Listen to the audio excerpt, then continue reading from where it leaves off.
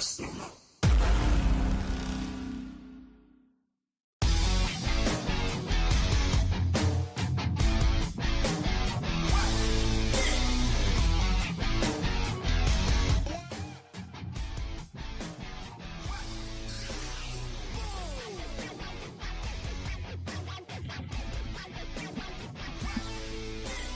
Ladies and gentlemen, boys and girls, children of all ages, before I give this salutation and this introduction, let me just say this.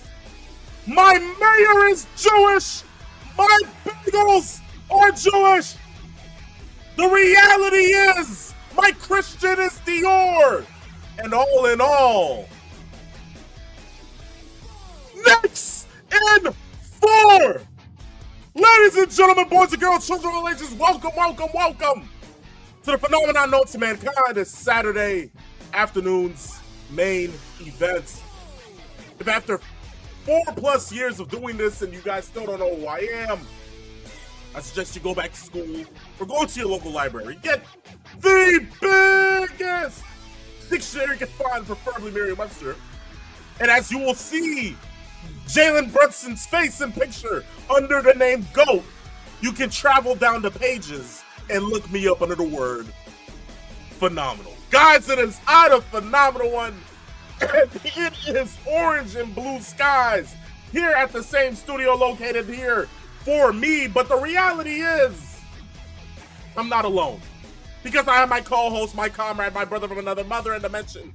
He is the one and only limousine riding, jet flying, kiss stealing, wheeling dealing, son of a gun, who is not having a hard time holding his alligators down. And guess what, guys? He's donned in orange and blue himself. So, guys, without further ado, give me 2 claps and a peep snake. Look at this. No claps today. You know what? I'll do it for you. Woo! Yes. I was about to start dancing like Leon Slater in front of there. I was just, hey. Jeez.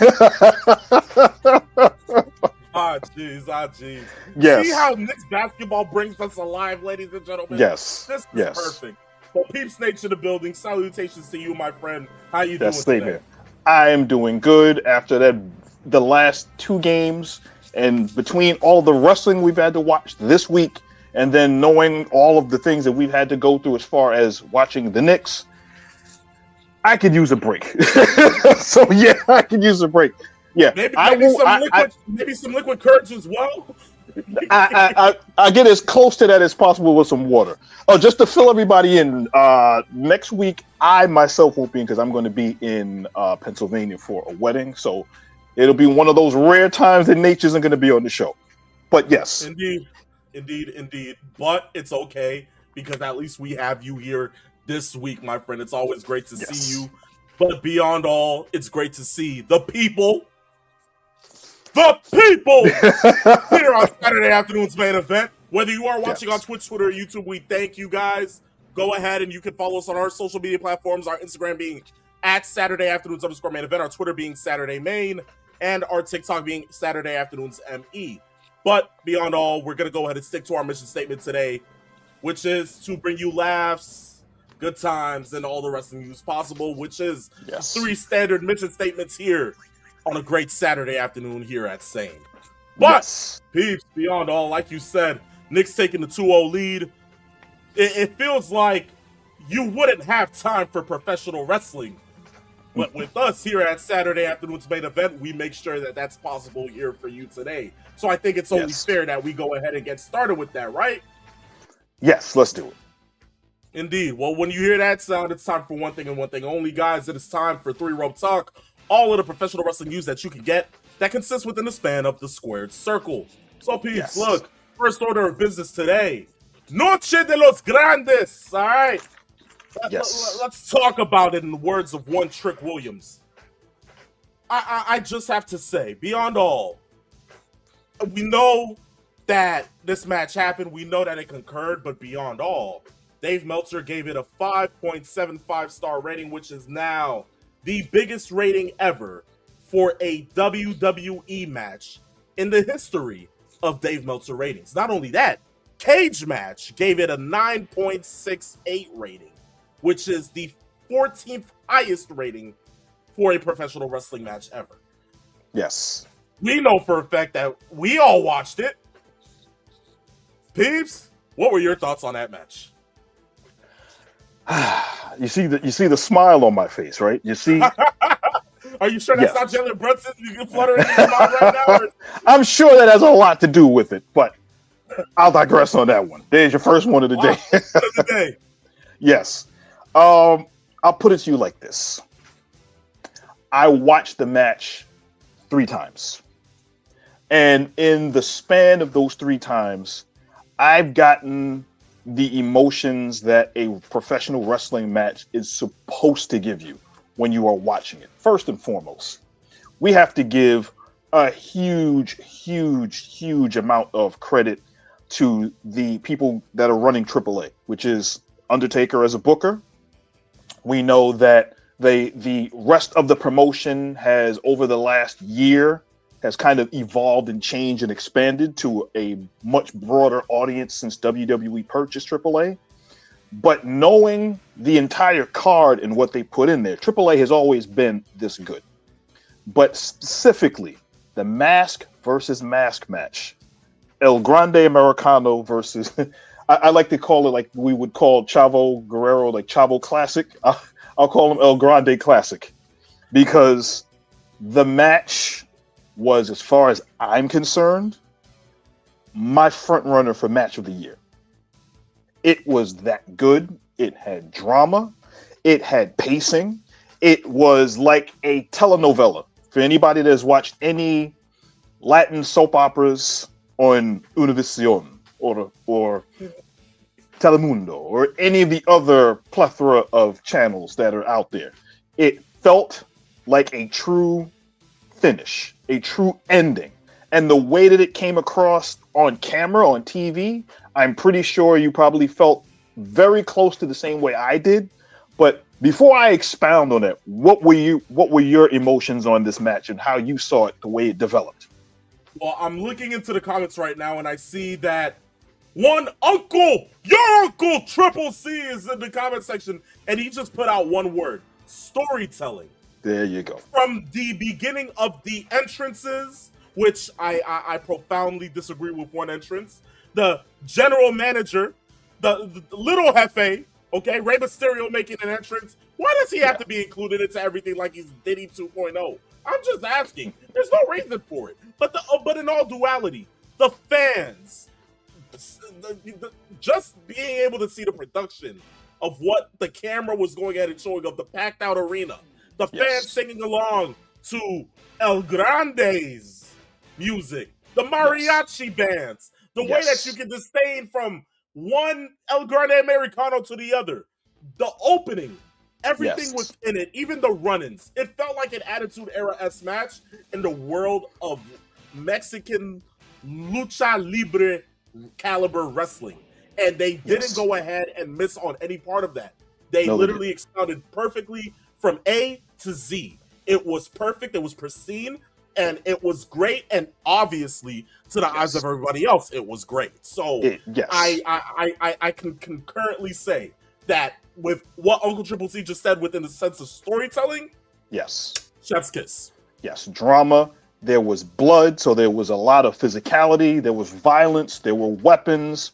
We even had Pimpinella show up, and after all of the loose ends within the story were closed together, including El Grande Americano's girlfriend, who got a ticket to be ringside, to be there, to know that what was going on after the storyline of her being kicked out and then coming back to be there with her. And the funny part about this whole deal is that this storyline only happened by accident, out of necessity, because the original plan was for Chad Gable, who was El Grande Americano, to make fun of Lucha Libre.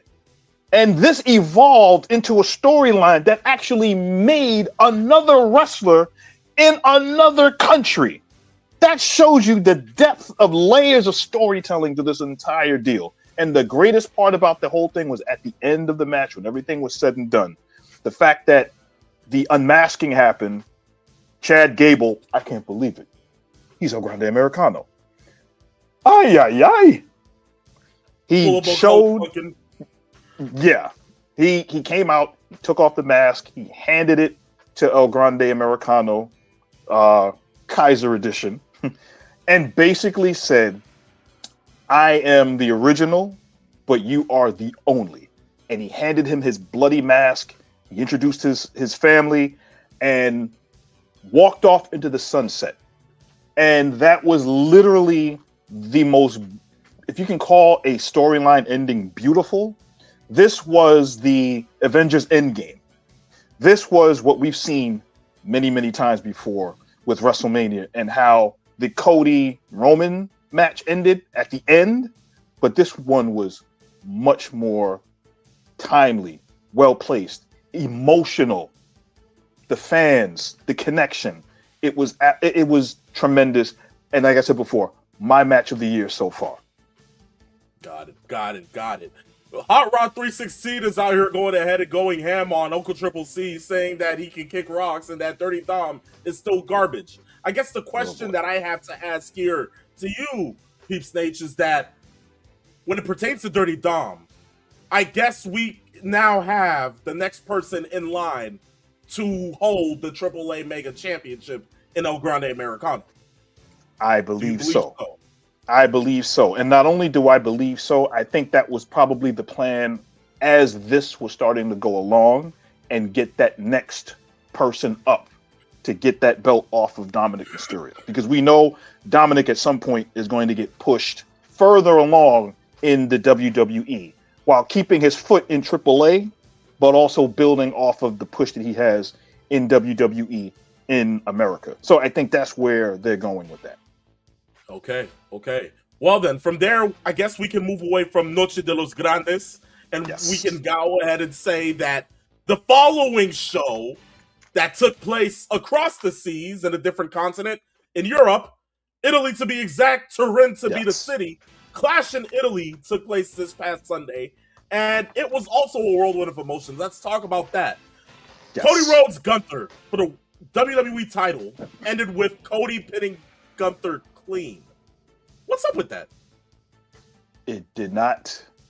I like the match. What we did see was something that was controversial, as we talked about last week. If Cody was going to win, Cody could not win clean. And they came up with a dusty finish, as you could go ahead and do, and that is to get a pinfall after a crossroads with Walter's leg underneath the bottom rope that the ref did not see and should not have even counted the pinfall. And that is the way to keep both guys strong as the first match on the show. And I'm kind of shocked that the fans were not angrier or more upset with the finish than I thought they would, because I know when I saw that, I'm like, I see why they did it, but it's been overused. But that's kind of where we're at right now. Okay, understand. Next match, Rhea Ripley retains her women's championship against Jade Cargill. I'll go ahead and say this, beyond a shadow of a doubt. WWE does not understand the quality of what it means to go ahead and at least put the title on somebody where it garners heat.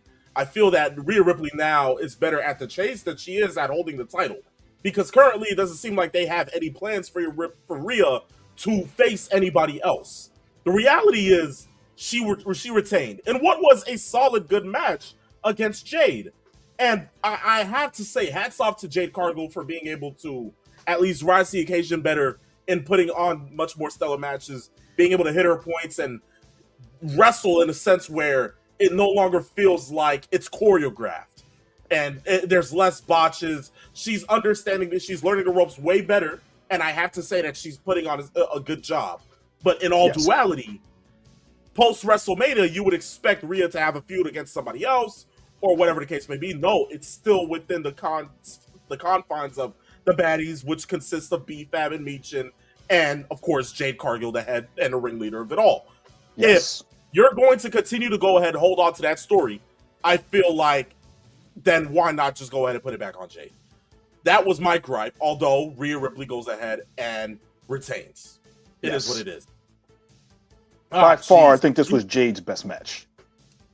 Indeed. Oh, by far. You know, I still feel like the WrestleMania match was a good match to, you know, go ahead and say that that was her beginning point. But it seems like as time begins to go on, she's still getting better by the minute. So it's a beautiful thing. But, jeez. Uncle Triple Steve says, forget Rhea. Liv doesn't even have a feud. So what are you talking about, deadbeat nephew? And we'll get to that. Oh, I have a gripe with that. But beyond all, Rhea Ripley retaining, that was that. Beeps, the next match that was solely on the card here for Clash in Italy, of course, Obafemi, Brock Lesnar. Brock now ties the series at 1-1. We figured this was going to happen, and it happened. How are we feeling about that? I think that it was, for the type of match that it was actually pretty good. I don't think it did any. I think the fear is that if Oba lost and did not look good in the loss, that you would wonder about what would happen to his momentum going forward. And I think that they addressed this as best as they could. And the fact that even through this kind of match, Oba still looked strong, even though he lost. And all that did was make him look even better going into Raw the following day. So knowing what was going on with him and building off of that, that was the best way to showcase that we need to see a third match. And I think with all of that going forward, that's where the eyes are going to see this as the match continued. I think that the one thing that we're going to see is that third match, potentially at SummerSlam. I would think that that would be the case. Now it's a question of building it to that point. Absolutely. But next match, we have a new Women's Intercontinental Champion in Sol Ruca, defeating Becky Lynch, of course. In the sense of what that match was, I have no issue with it. It wasn't bad.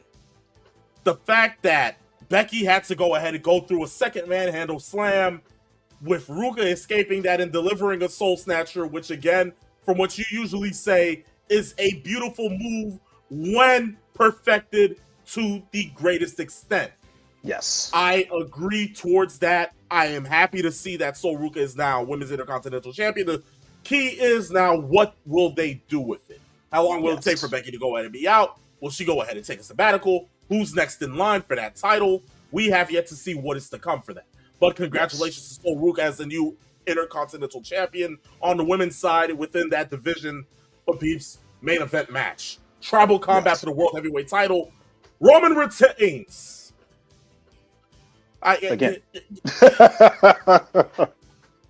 I've got some thoughts on that. I'm going to talk about that later because our final topic is going to address a lot of these things. But just in the context of the match, it was okay. It was a lot more of what I expected to some degree. But right now, there are some issues with this.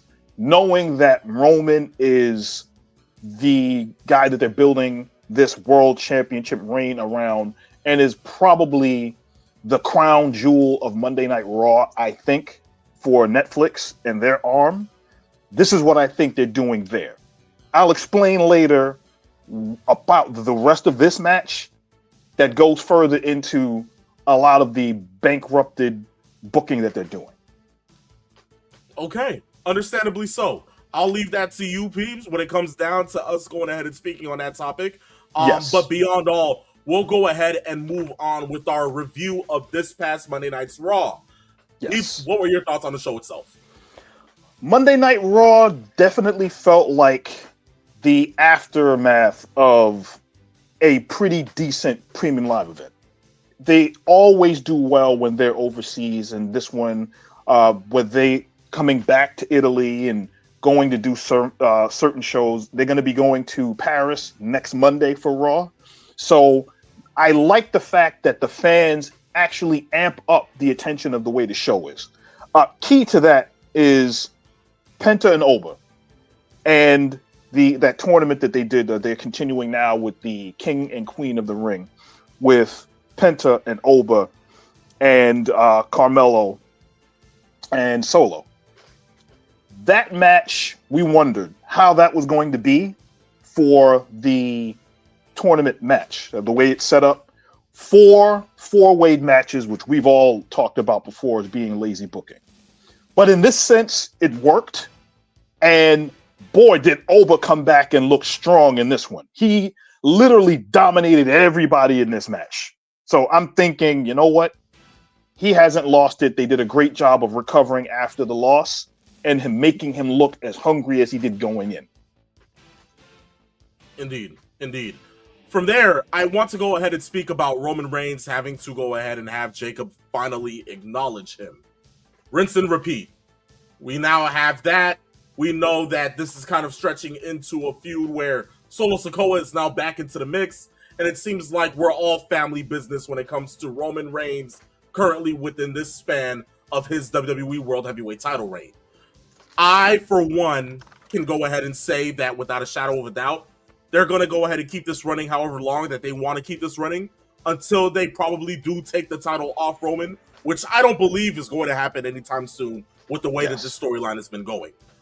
Yes. But beyond all, when it pertains to him having Jacob acknowledge him, I, for one, am just like, okay, who's next? Because in all duality, I feel like the only dynamic here that consists within Solo is that Solo still hasn't acknowledged Roman Reigns. Yes. We remember Tribal Combat at the beginning of Raw on Netflix literally last year. What took place? Roman ended up winning. He was acknowledged by the final boss, The Rock, but Solo still ended up not acknowledging him.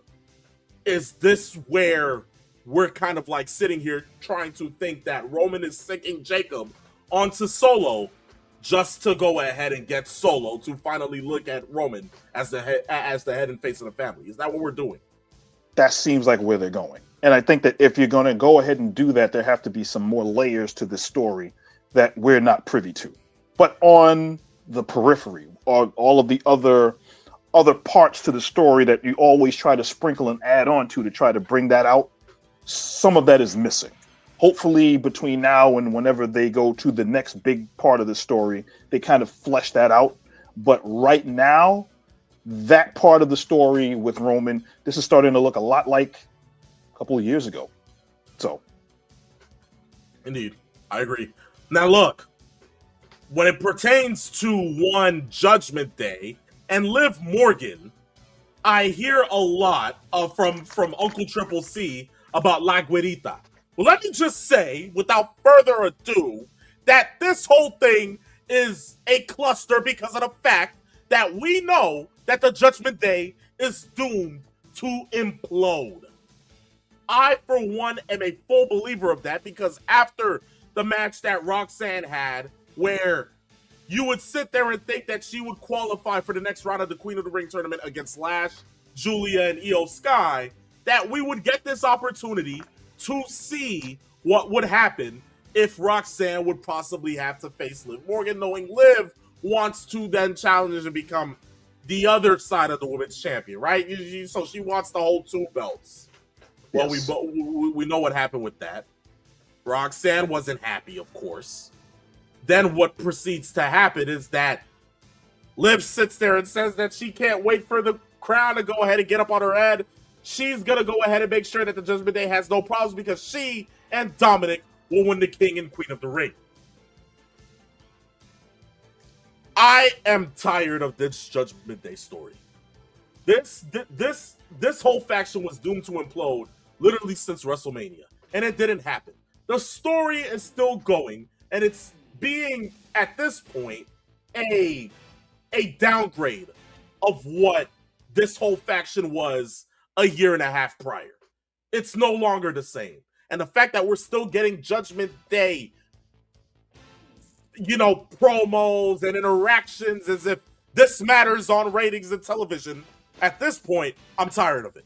I'm sick and I'm tired of it. And I can't wait till it comes down to the time for us to push the narrative where Liv goes ahead and gets into that Queen of the Ring match and Roxanne costs her the match. Because I, in my mind, feel that the next Raw Women's Champion is going to be Roxanne Perez defeating Liv Morgan. Now, in all duality, that's Monday Night Raw. Let's go ahead and skip to SmackDown, where this conundrum and piece of monkey crap that they call a AAA Mega Champion is now going to go into the following King of the Ring round against one Oba Femi. Uncle Triple C, I'm sorry, but you boys, I'm kidding. He's going to win. I feel that Dominic, after winning that Fatal 4-Way on SmackDown last night, is going to get his shot at Oba Femi. He's going to win this match. I feel like anybody and everybody is sitting there saying, Oba's gonna kill you. But what you guys fail to realize is that Brock Lesnar is on the cusp of facing Oba Femi one more time. And for them to build to this match towards SummerSlam, I feel that it will only be right for Brock Lesnar to come in and cost Oba Femi that match against Dominic Mysterio, just so Dominic can move on. It makes sense for Oba. It makes sense for Dominic, being that he's a cheeky heel that will find any way and every way to win. This will be his excuse to moving on to the next round, calling himself the greatest luchador of all time, even though Rey Mysterio is still the best. But beyond all, I don't think your uncle is gonna like that one. he doesn't. He says Oba will cheat because he's afraid of the greatest Mega AAA Heavyweight Campeon. Liquid Courage must be hitting different today. Oh, jeez. But beyond all, when it comes down to SmackDown last night, which I went ahead and watched after Game 2, what were your thoughts, Beeps? Well, it's funny. As we talked about this before we do our pre-show, I said that I never thought that I would actually look at wrestling as what would calm me down from watching a sporting event. And that's literally what I had to do. SmackDown, after watching the Knicks game, is what kind of calmed me down after all that because of all of the stress that happened. But yes, going into SmackDown was okay. I think that they did all of the things that they needed to do after a show, just like they did with Raw. But it's starting to look cookie cutter now. We know that they were continuing on that King and Queen of the Ring tournament. They're getting that filled out right now. As far as Dominic goes with Oba, that part is set. They've got the other half of the bracket that they have to take care of, which is Tala Tonga and Ricky Saints and Seth Rollins and Javon Evans, and getting that ready. So I think whatever comes out of that bracket will kind of set on what they do going in, because the next show is going to be Night of Champions. Where did that leave the rest of them? As far as Tala Tonga winning his match against Royce Keys, I don't know what they're doing with Royce Keys. They haven't built him enough for the fans to seemingly even care. I see almost no reaction coming out of the fans for him, even though because they were overseas, he did get a little more of a cheer from the fans, from the fan base out there in Italy. I just don't see any traction growing with him. And the whole idea of trying to jump him to try to get him to join the MFTs, doesn't seem to be working in the sense of does it make you think that something good is going to come out of this? Where is that going to go? I don't think that they know what they have with Royce Keys right now. Now, when you speak about Royce Keys and you speak about the match that, of course, he had with Tala Tonga this past Friday night, yes, I feel like the one thing that they did right, when you speak about this, I disagree with you, because I feel like one thing about it was that they did a great job of making it feel like neither man had a clear advantage in this match. It might not have been an exciting match. I genuinely, if I had to give this match a rating, I'd give it like a C- at most. But they structured it in a way that made sense, and it built towards the finish. Beyond all, when it comes down to Solo and Tama, of course, we know that they try to get involved in the match. Keys ended up going ahead and kind of like pushing them off and not giving them a chance to get in and interfere. And then Tala had to go ahead and hit the chokeslam and get the pin. one thing about it, we saw R-Truth try to come in and make a save, and then he got beat down. Then next thing you know, Priest goes ahead and pulls Truth in the ring, and then Keys gets, he let Keys go ahead and get taken out. What they're doing part of the story I like. That part of the story I like. That whole combination, that part. That for me is where I think they're trying to work Royce Keys in a position to have him have oppositions on the main roster on SmackDown. Now, next thing you know, we're going to see him versus Priest. He's gonna have to come up to Priest and say, "Hey, you know what? Why did you let me go ahead and get my ass beat out there? Why did you why did you get Truth out of there? Like, this doesn't make any sense. I thought we were on the same side. I thought we weren't trying to go ahead and fight towards the MFTs. Like, what's going on?" So there's going to be some type of dissension, and there's going to be some type of way to have Royce Keys and Damian Priest go one-on-one. What it leads to, and I think, Keys, the money for him is to turn him heel at some point. I see what they're doing with him now. I think that eventually, whenever that time comes, turning him heel makes the most sense. It's just building on that story of how we get to that point is what we're looking at right now. But right now, the way that the story is, the match was okay. I understand what they're doing with the storyline of seeing, can he be trusted? Is Priest, can he trust Keys? Is there some ulterior motive, knowing that at some point, and the one thing that I will say that they did touch on was Solo kind of talking in the locker room to Keys, like, you know what? Your boy Jacob is gone. This person is gone. This person is gone. I'm trying to help you out here. Join me. That kind of thing. So if that's the case, and it's almost like a bidding war between, can you trust Royce Keys versus the MFTs seemingly on the outside trying to recruit him, that's kind of where that story looks good. The question is, how long do they bring this along, and where does it start to make that change over to the fact that we think he's going to be a heel at some point? Indeed, give it time. But beyond all, Saints Hayes, I feel like, was the highlight of the show. Last night on SmackDown, they put on a stellar, great match. Was it great? Was it good? But again, it had the crowd pumped. It had people into it. I am just sitting here trying to figure out what it is that they're now doing with Carmelo Hayes, because obviously we know that Hayes went ahead and took the loss to Saints. Obviously, this is a feud with the both of them that may lead to either or going ahead and going up against Trick Williams for the United States title. My problem is that this is the same Carmelo Hayes that had the United States Championship pre-WrestleMania, lost it to Sami Zayn, was supposed to go ahead and come back to at least somehow find a way to get his real one-on-one match, and still hasn't gotten the opportunity to do so. How long are we going to wait for that match? That is my problem, because within the utilization of Carmelo Hayes, it seems like they've demoted him instead of at least keeping him in that main mid-card picture around that title.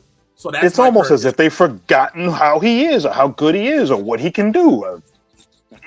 He hasn't been sitting catering. I mean, you have somebody that is going to give you instant matches, instant credibility, in-ring work, and they don't use him up until recently the way that he should be utilized. And I hope that kind of improves over the next couple of weeks. Indeed. I have to go ahead and say that when it comes down to it, the funniest part of the show, Danhausen going ahead and sending Miz into electric shock. Yes. They're going on the Dr. Frankenstein deal. Yes. One thing I can say is that whoever's writing for Danhausen understands the gimmick well. It's just, can they keep it up? Is my question. Because we've talked about this in the past, where we say we don't want to see Danhausen continuously grow stale. And it doesn't seem like, as of right now, he is. It doesn't seem like that's an issue. But I will say this. If they can keep this up into July, remember, Saturday night's main event, the next Saturday night's main event, is going to take place at the most famous arena of Madison Square Garden. And right now, the way I see it, if the Knicks pull off the next 2 wins and win the NBA Finals, and they win the first championship for the first time in 53 years, can you imagine the pop that Danhausen will get in New York City? I think they will make a flag, and then they'll make a banner for Danhausen, and then they'll raise that to the rafters at the Garden. I think that's where they're headed to, if that's the case. At this point, I'm all for it because the only wrestler that actually has a banner raised in the garden is Hulk Hogan. So Yes. look, let this just be a sense of understanding that Danhausen is on the cusp of being the greatest superstar in the history of the WWE for the state of New York. Yeah. It's funny. Uncle Triple C says, "Give Dan the WWE title." That's a stretch. hearing this from Uncle Triple C, you would have thought that he would say, "Give Don the WWE title first," but saying Danhausen, that's a major stretch. I think right now that's probably wishful thinking on that one. Wishful thinking, right? Ah, jeez. Yes. But Xavier Martinez says, "My week has been ruined. I can't even enjoy smoking that alien pack. He sold puka." We understand how much of a fan of Becky Lynch he is, so I get this point. But look, you can still enjoy smoking that alien pack in peace, okay? Wemby is nothing to us. So look, continue to enjoy smoking his pack. I agree with you on that one. But beyond all, that was our review of Noche de los Grandes, Clash in Italy, Raw and SmackDown. Let's move over to the world of All Elite Wrestling and this past week's Dynamite. Yes. It's another week of AEW producing good matches in the sense of great action. Yes. But storytelling still seems to be a bit wonky. What were your thoughts on AEW's Dynamite this past week? They did a better job this week of getting MJF and the fact that he's the champion over by having him defend the championship as of what happened last week, where they had Rush earn a title shot at MJF this past Wednesday, which was a really good match. I think, without question, Rush and MJF definitely have chemistry involved between the two of them. They showcased what they can do. Very good match indeed in ring. And the backstage interviews that Rush did to kind of put the emotion on himself as to what he was, what he's there for. They had Andrade go ahead and give him a pep talk and show everybody what you can do, which led to that really good match that they had. It looks like MJF might have hurt himself in that match because toward the end, he went for that jumping tombstone off the apron through a table, and looks like he hurt his knee because you could tell after he did that he was really limping around a lot. So that could be problematic, knowing that they do have another Premium Live event coming up soon, and also other themed shows that they're going to be doing. So that's something they're going to have to watch. But as far as MJF, I can see MJF having that one title match and then not having another title match for a little bit because they can always work that in. That's my 30-day clause or whatever is the case. Now, obviously, they don't do that anymore. But still, it'll be a lot more believable if he does take time off, knowing that he is hurt. Okay. Let's speak about that TNT title match between former friends turned bitter enemies. Speedball Mike Bailey, which is, of course, Mr. 411, shout out to him, worst favorite wrestler. Yes. Against, of course, the newest member of the Don Callis family, Kevin Knight, which I just have to say, it is stupid that you just add all heels to the Don Callis family. The fact that the Don Callis family has a bigger main roster than the NWO in the world in the year of 2026, our Lord AD, is just completely abysmal. Is this the best that you can possibly do? When we know that Kevin Knight can stand alone, why does he need the extra push of the Don Callis family? But I digress. Second one of the day. It was a good match, to say the least.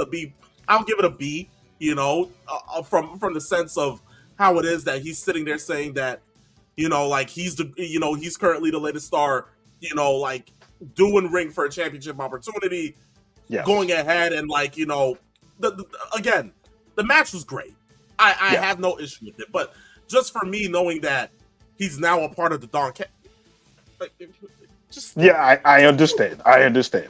The highlight that I take out of this, even past this match, was that the rest of the Owen tournament has started to flush itself out. And the one thing that we do know is that the winner of the Owen is going to get a title shot at All In London. in August. So they were finally able to start fleshing out the women's tournament. And remember, there was supposed to be Willow Nightingale was supposed to be in there against Alex Windsor, and she wasn't able to go because obviously Willow is nursing an injury. She is no longer TBS champion. So lo and behold, who is the wild card that everybody was wondering about? Yes, it was Mercedes Moné, and she didn't look like she skipped a beat. Yeah, she didn't look like she skipped a beat at all. The match was pretty solid. There you could tell that the chemistry is still there between them because I've seen these two wrestle each other before. So it was a really good match. Mercedes won. And this is kind of that redemption arc, so to speak, that they're trying to do with Mercedes. She's still coming off as a heel. She's still coming off as cocky. They changed her music. They gave her an updated version of her CEO music. So I guess there's some new presentation along with that. And I think that there is that whole idea of what we're going to do going forward with that, because her next opponent in the Owen would be either Persephone or Hazuki. And that, I believe that match is going to take place on Collision. So we'll see what happens with that. But overall, that was good. One other thing that you could, what did you, as far as the tournament goes, are you looking forward to any of the other matches that have taken place, especially since that second one? That took place. One of the ones that took place that I love so much was Mark Davis and Will Ospreay. Yes, which happened to be the main event of the show. Yes, and for me, again, that the matches, the wrestling itself is never the problem with All Elite Wrestling. It's the stupid storytelling that they're doing in the midways, in in transition to the matches. That's what doesn't make sense to me. Mark Davis and Ospreay, that was perfect. And I feel like that was what was short of me calling it a great show. Because, again, the fact that I don't think I asked for it. I didn't ask for Kevin Knight to join the Don Callis family. I don't think you did. I don't think anybody did. But the fact that it happened genuinely neutered the thought process that we have going into Forbidden Door. Because genuinely, this show felt more like a puzzle piece to Forbidden Door than a show building up to Forbidden Door. If you get where I'm coming from. A puzzle piece instead of a solution is basically what you're looking at. Yeah. Exactly. Yeah. Exactly. The one thing that I will say that did intrigue me was Tekla coming out and basically going. We know what's been going on with Tekla publicly having issues with New Japan Pro and Stardom as far as that goes. We know that she was fired from the company years ago. And what happened was she interrupted the show by coming down the ramp. She brought out a ladder. She put the ladder at the stage, basically dumping on Stardom and dumping on all of the other companies, since we know Forbidden Door is coming up, and went up to the ladder where they had the Stardom, CMLL, AEW branding on it. And she turned around and hocked a loogie at the Stardom sign, which I don't think anybody was thinking about happening. And that storyline, if done right, can pay off to some degree, especially knowing that we're going into Forbidden Door, which is going to probably bring in some Stardom talent to then cross-pollinate with AEW on the card when they do Forbidden Door. Let's see where that goes. But that completely shocked a lot of people, including me. Indeed. Well, I love where you're coming from with that, peeps. But all in all, that was the review for me on Dynamite. I think you're also finished with that as well. We are now at the part of the show where we could go ahead and get the ratings for this past week. Peeps, give us the ratings. Okay, the ratings are as follows. AEW for the fourth week in a row on top of the ratings for all of the wrestling shows this week, as AEW did 638,000 with a 0.11 in the demo, and NXT did 556,000 with a 0.07 in the demo. Interesting enough, we didn't get a chance to get to AEW's ratings last week because they came in late. So last week, AEW did well over, get this, they did 704,000 with a 0.15 in the demo. So the previous week they did 700,000. This week's ratings are strong due to the fact that this Wednesday they were up against the NBA Finals. So this is to let you know what AEW was up against.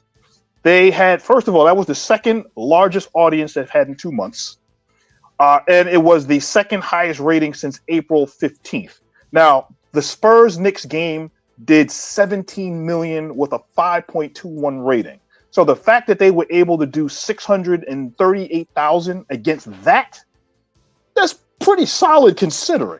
So with that, they were able to still keep their audience, even though we know that there's usually when sporting events come up, all wrestling shows usually take a huge hit.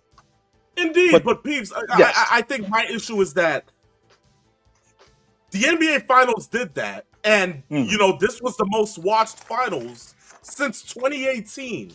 Yes. So obviously, eyes were drawn to the television for the NBA Finals, and I believe it probably was the same way for last night.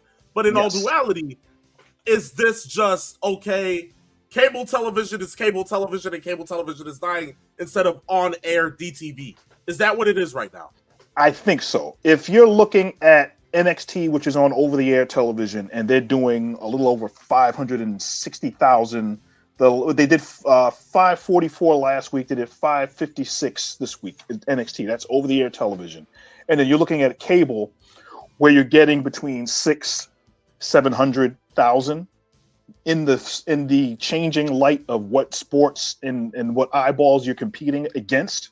The fact that they were able to kind of sustain those numbers is promising. Yet overall, in general, like you just stated, the eyeballs of the casual wrestling fan have gone.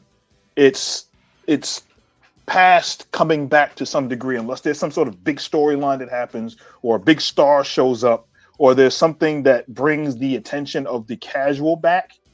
You're looking at the core fans of both shows right now, where AEW is doing between 6 and maybe 650 on average. Where you're getting NXT doing... Not counting the extra 500 that they get on HBO Max, but There you go.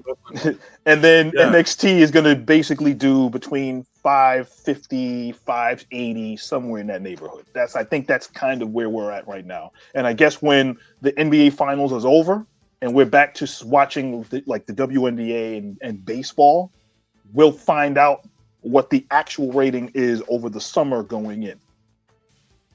Got it. Well, Peeps, thank you for the ratings, my friend. Guys, that marks the end of 3-Row Talk. We are now going to go ahead and enter the part of the show where we get into our question of the week, guys. You know that we adore having to go ahead and answer these questions from you guys. So look, if you feel like you want to go ahead and send in a question and it feels like it's that damn good, DM us on our Instagram at Saturday Afternoons_main event. Send it in. And, in the words of JBL, I guarantee it'll be on the next episode of the show. This one comes from Long Island Isaiah, returning this week, and he says this. He says, if the Knickerbockers sweep the Spurs, can next weekend's show be everyone basking in a ton of liquid courage alongside a returning Uncle Triple C?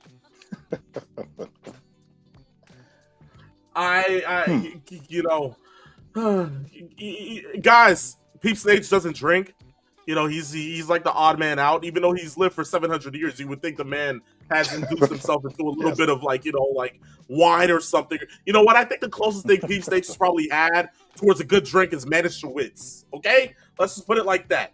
Peeps Nate is not your average drinker, guys. So I don't know how that would fit in, but if it came down to it, I think you guys would actually have to leave that towards Uncle guys, he's in the chat. He says yes.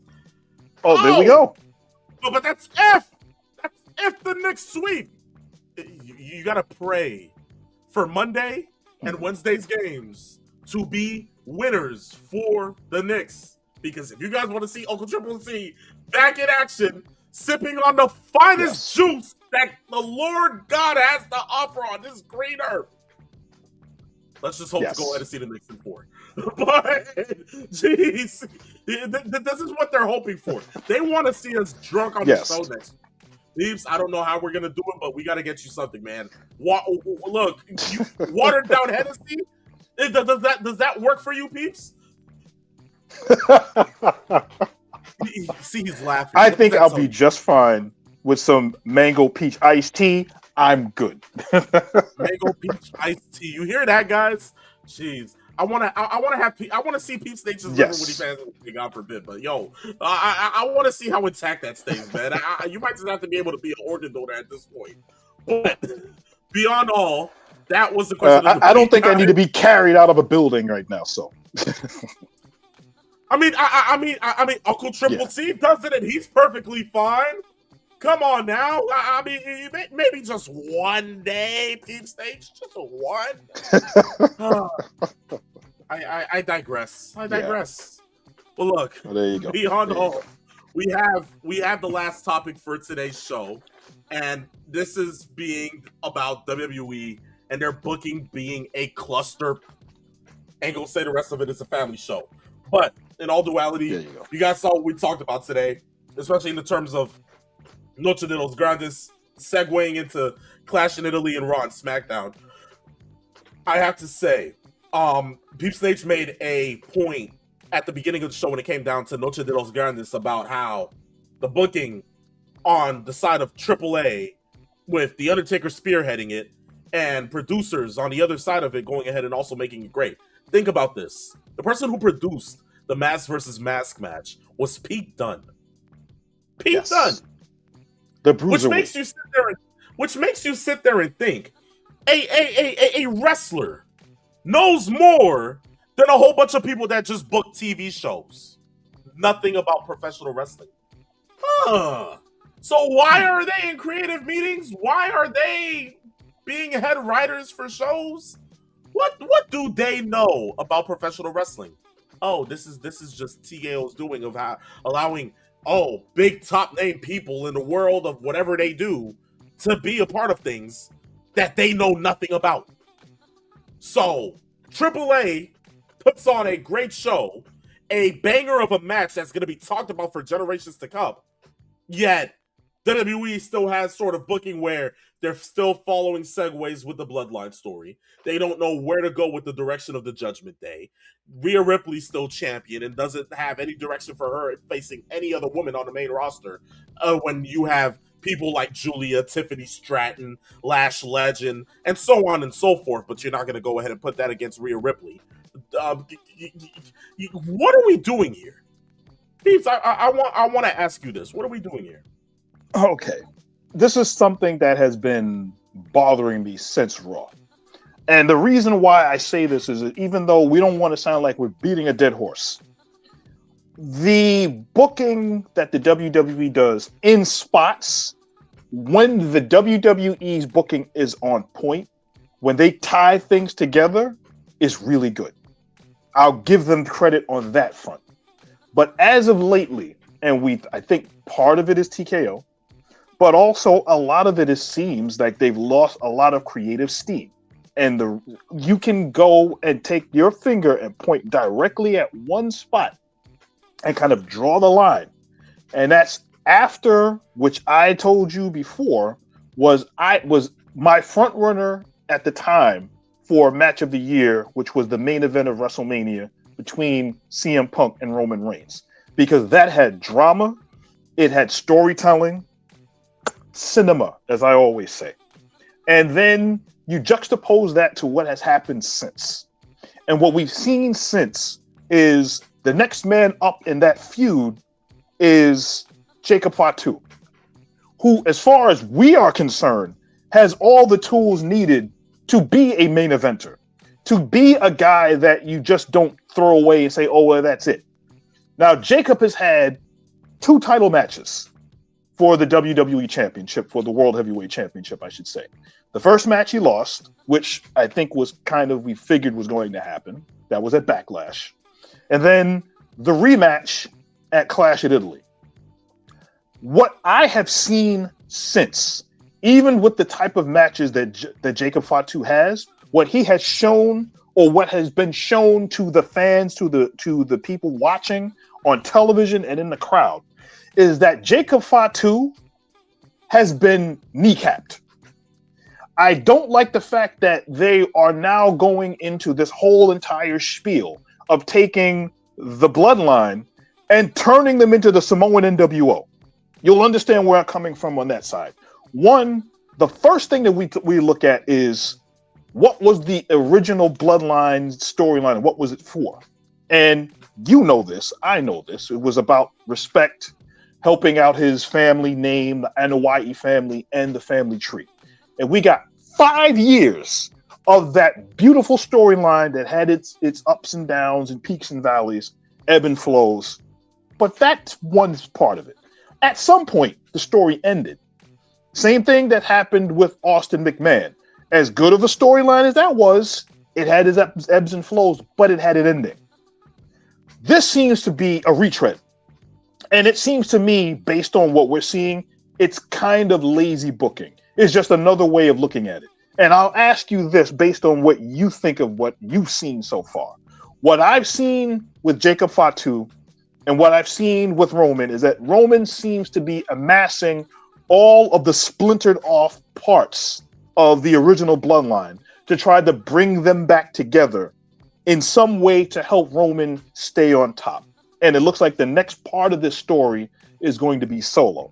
Seeing Jacob humbled, so to speak, broken down character-wise, kind of throws everything off. So I'll ask you, what do you think is the case with what we're seeing with Jacob Fatu and this bloodline and where you think it's going? And do you believe that this is a retread, this is old, or we're going to see something new and dynamic out of this particular run?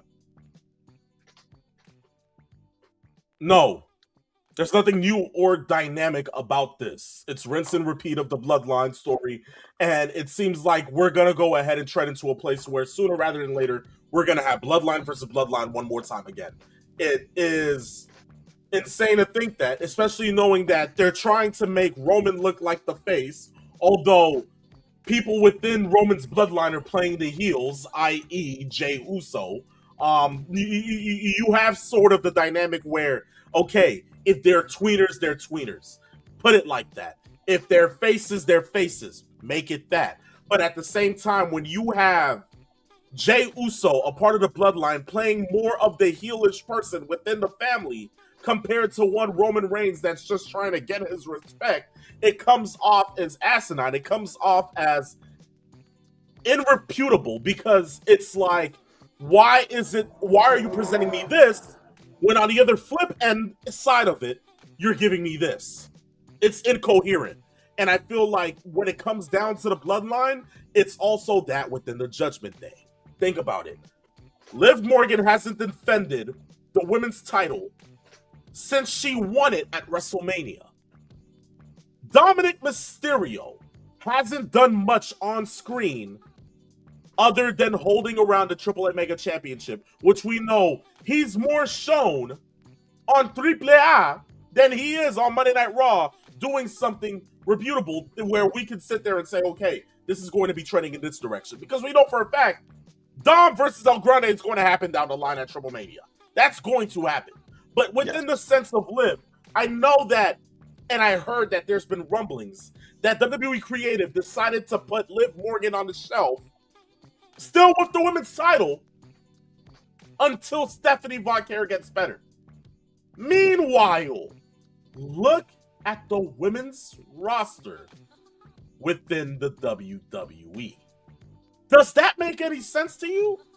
No. On how now you want to put her on the shelf until Steph Von Care gets back, but with La Primera gone, now you want to implement her into the Queen of the Ring tournament. Meanwhile, she's a champion that still hasn't defended her title since she first won it.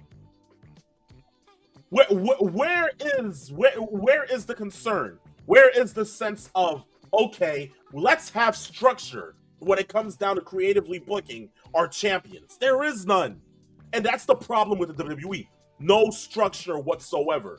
They're going week by week and sitting there and saying to themselves, well, you know what? We don't have a plan, so let's just put together this show, see what we can get out of it, and then we'll just plan forward for next week. They're going show by show, and it feels like it because you can tell that they're going show by show. There isn't anything that gives you a sense of foreshadowment. There isn't anything that's giving you a sense of, oh, well, then a couple of weeks' time, this is going to happen. Other than Oba Femi and Brock Lesnar, which we kind of went ahead and booked since Brock came back on Monday Night Raw, That is the only story where we could sit there and try to book out because we know for a fact that that might be the direction that WWE is trending. But as of right now, there is none of that because they don't know where the hell they're going. And that's the problem. That's certainly the problem. And I want to know, peeps, as a final statement, as a final question, will it get any better? You would have to hope that it will, because you're going to have a lot of wrestlers that are injured that are going to be coming back, which will hopefully help some of these stories out, because I think that's where a lot of this creative bankruptcy has been. I think that we're looking at guys that are healthy, that are on the roster, that aren't getting any semblance of any real push, i.e. LA Knight. Yeah, he's not getting much of a push at all. He's just festering around looking for something to happen. You know, another person that I also see in WWE that's getting literally no attention at all, Johnny Gargano. If you're not going to use this guy, and you're just going to have him plank and look blankly into the sky and wonder where his brain is at, and do that every week for 2 months, cut the guy. Let him walk. Let him do something. Because instead of just saying, well, at least he's on television. But what is he doing? He's had one match in almost a month and a half. What are they doing with him? It's decisions like that that drive me nuts when you know they have the talent on the roster, even in NXT, what they have going on there, building up the roster and trying to get that going, and knowing what's on the horizon coming up to the main roster and the guys that are already on the main roster. They have to freshen this up or it's going to look very, very stale. I understand it's the slowest part of the year for them now. After WrestleMania, they've made cuts. We know SmackDown is going to be cut down to 2 hours in another couple of weeks. So they have to kind of cram all of that talent in and get something going, knowing that they're going to have Money in the Bank at some point. You know they're going to have SummerSlam down the road. You know they're going to be doing Night of Champions and doing that soon. They got to get something going because everything looks really stale right now. Just not stale. Just no effort put into it whatsoever. Yeah, it's the booking is in cruise control. That's basically the best way that I can put it. Indeed. And like we said, all we can do is just hopefully see and wait for it to get better. But until then, the one constant that remains within the world of professional wrestling is that we're here to enjoy it. We're here to watch it. We're here to bask into it. And here on Saturday afternoon's main event, we're here to talk about it. But all in all, guys, as I look at my clock, it is now 4:02. This marks the end of today's show. Guys, we appreciate you for going ahead and tuning in for the last hour, being here with us, basking into the three things that make Saturday afternoons possible here on Same, Laughs, Good Times, and all the wrestling news. We look forward to seeing you next week, and by God is my witness, if the Knicks win, you will be seeing the return of Uncle Triple C alongside the rest of the crew, basking in liquid courage, except for the mango iced tea man right there on the right-hand side of the screen, peep stage. Yeah. But all in all, guys, we will definitely see you next week, but it's on a show like this here on Same that I had a phenomenal one. And for Mr. 411, I am the Peeps Nate, where we came. We saw. And in the words of the visionless Paul Heyman, send us home, peeps. We conquered. I personally will see you guys in 2 weeks. Indeed. And yes. Indeed. Most definitely, peeps. Safe travels, my friend. But guys, this was Same. Peace, love, and farewell.